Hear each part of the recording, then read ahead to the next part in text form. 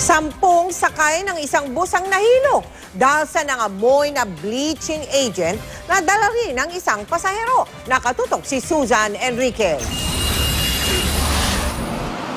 Pasado alas 5 ng hapon nang makaranas daw ng pagkahilo ang mga pasahero ng J-Ross Lucky 7 Tours habang binabagtas ang Commonwealth Avenue, Quezon City.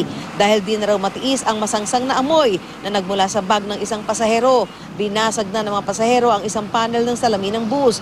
Di umano, nabasa raw ng lotion ang bleaching agent na dala ng pasaherong si Jeneline Calyao kaya ito sumingaw.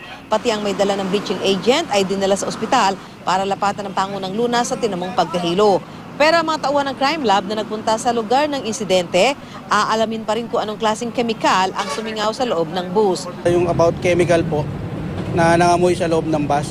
Tapos naging cause po ng panic dahil nahilo po yung mga tao.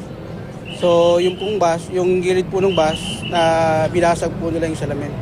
Susan Enriquez, Nakatutok, 24 Oras.